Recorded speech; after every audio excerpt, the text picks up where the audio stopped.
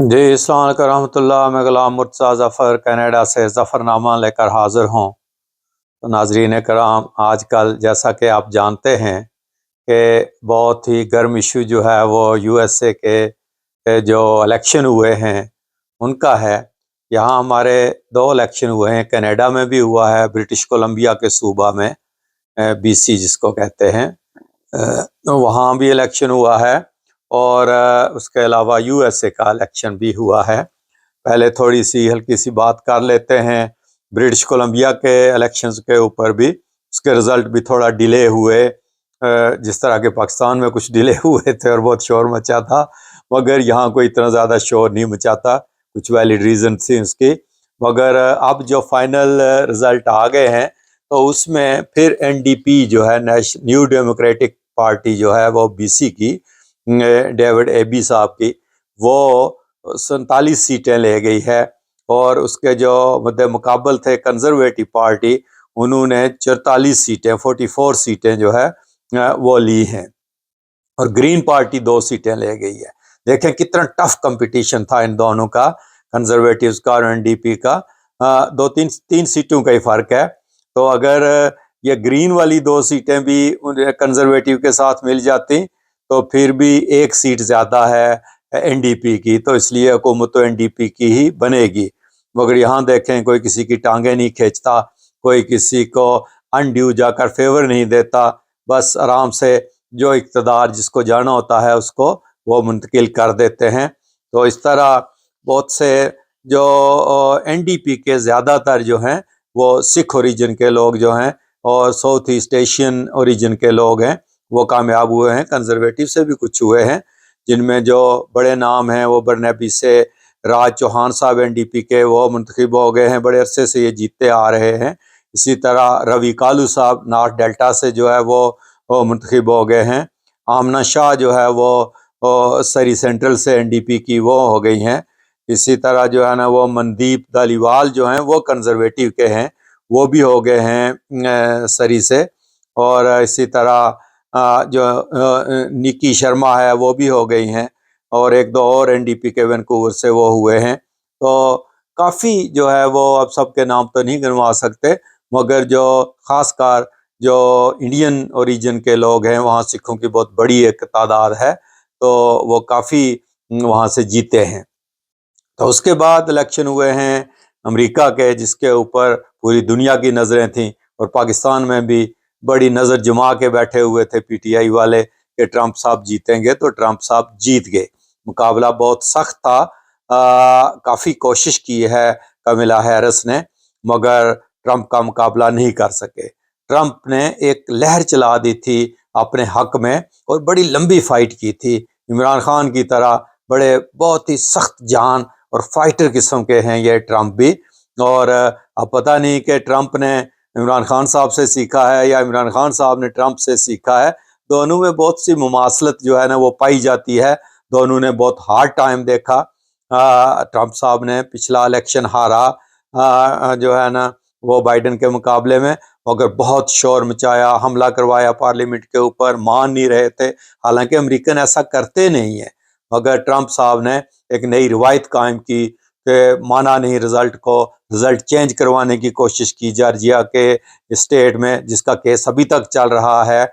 और फिर तो आखिर पे यहाँ ट्रांजिशन तो हो जाती है, इक़्तिदार मुंतकिल हो जाता है, मगर उधर देखें कि हम लोग जो शोर मचाते हैं पाकिस्तान में कि ट्रंप जो है ना वो आएगा तो क्या करेगा, मगर इधर देखें कि हालांकि ट्रंप ने बड़ा हार्ड टाइम दिया था डेमोक्रेट्स को जब बाइडन जीते, कि वो रिजल्ट मान नहीं रहे थे, हमला करवाया पार्लियामेंट के ऊपर और बड़ा हल्ला गुल्ला किया।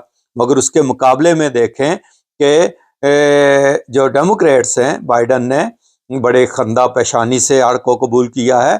कमला हैरिस ने भी अपनी शिकस्त तस्लीम की है, मुबारक दी है ट्रंप साहब को, और उन्हें दावत दी है कि आए वाइट हाउस का के दौरा करें, और बड़े उन्होंने कहा कि हम बड़े पुरअमन तरीके से इक़्तिदार मुंतकिल कर देंगे। तो लगता ऐसा है कि ट्रंप ने भी काफ़ी सीखा है। जो पहले वो बुल भड़के थे, बोलते थे, इस दफ़ा बहुत से मुसलमानों के वोट भी ट्रंप ले गए हैं। मुसलमानों का वोट वैसे ज़ाया हुआ है, उन्होंने ग्रीन पार्टी को भी बहुत वोट दिए हैं, मगर डेमोक्रेट ने مسلمانوں کی وجہ سے لوز کیا ہے، اور ٹرمپ کو ووٹ اس دفعہ لوگوں نے دیے ہیں۔ لوگوں کا جو خدشہ تھا یا لوگوں کا جو ایک قیاس تھا وہ یہ تھا کہ ٹرمپ آئے گا تو جنگ روکے گا، اور ویسے اس نے اعلان بھی یہی کیا ہے کہ میں جنگیں نہیں چاہتا۔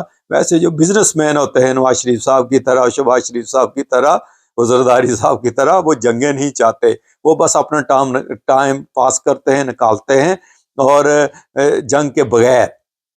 تو اس دفعہ انہوں نے بھی ویسے اپنی جو وکٹری سپیچ ہے اس میں کہا ہے کہ میں جنگیں نہیں، نہ میں نے پہلے کی ہے پچھلے 4 سالوں میں، نہ اب کروں گا، مگر دیکھتے ہیں کہ عملی طور پہ وہ کیا کرتے ہیں۔ ابھی بڑے ٹف امتحان آگے آتے ہیں، ان کے اوپر کیس بھی بہت ہے عمران خان صاحب کی طرح، مگر یہاں چونکہ رول آف لا ہے اور جو ایمنیسٹی بھی ہے، صدر جب بن جائیں گے، مجھے نہیں لگتا کہ ان کو سزا ہو بھی گئی تو سزا پہ عمل درآمد نہیں کروایا جائے گا، یا ڈیلے کر دیا جائے گا کہ جب تک یہ صدر رہتے ہیں اس وقت تک معاملہ غور رکھا جائے، اور اس کے بعد جو ہے وہ دیکھا جائے، شاید یہ تلوار اس کے اوپر لٹکا کے رکھیں ابھی تک۔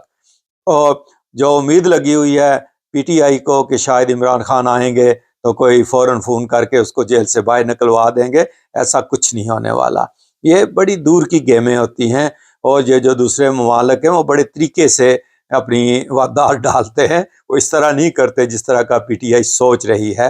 مگر یہ ہو سکتا ہے کہ زلفی بخاری صاحب جیسے لوگ اپنے اثر و رسوخ سے جو ہے وہ کوئی بیان شیان دلوا دیں، مگر عملی طور پر کچھ بھی نہیں ہوگا۔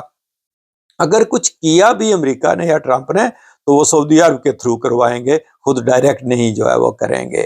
تو اس طرح اگر ہم پاکستانی سیاستدان ہمارے جو ہیں وہ یہی سبق سیکھ لیں کہ جو بھی جیتے اس کو تسلیم کرو، اس کو اقتدار دے دو، اپنی باری کا انتظار کرو، اور اپنی سٹرگل جو ہے وہ جاری رکھو، اور اگلی دفعہ آ جاؤ گے۔ جس طرح ٹرمپ نے بہت ٹف ٹائم دیکھا ہے، کون سا کیس ہے، دیکھو امپیچمنٹ اس کی ہوئی، کیس اس کے خلاف بنے، بغاوت کے کیس بنے، اور کتنے بے شمار کیس جو ہے نا وہ اس کے خلاف ابھی بھی چل رہے ہیں، جن میں ایک میں تو سزا پینڈنگ ہے، ابھی ہو سکتا ہے وہ سنا دی جائے جب تک یہ اقتدار سنبھالتے۔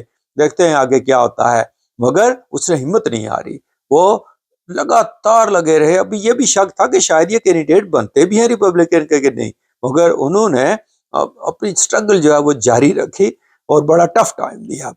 تو اس طرح اگر پاکستان کے سیاستدان بھی کچھ ایسا سوچیں کہ دوسرے کو ٹائم دیں، ان کا وقت پورا ہونے دیں اور اپنی کوشش جاری رکھیں، تو ہو سکتا ہے کل ان کے لیے بھی اچھا وقت آ جائے۔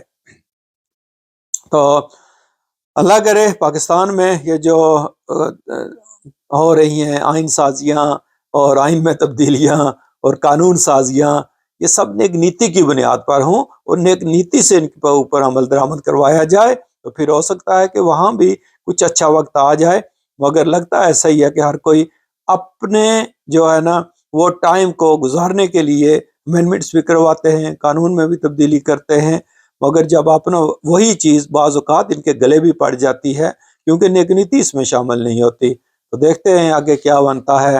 تو یہ ایک تھوڑی سی اپڈیٹ تھی جو ہم نے کہا کہ ہم ظفر نامہ کے ناظرین کے لیے کرتے ہیں۔ تو اگر آپ کو ہمارا چینل پسند ہے، ہمارے پروگرام پسند کرتے ہیں، تو اس کو سبسکرائب کریں اور ہماری حوصلہ افزائی کرتے رہیں۔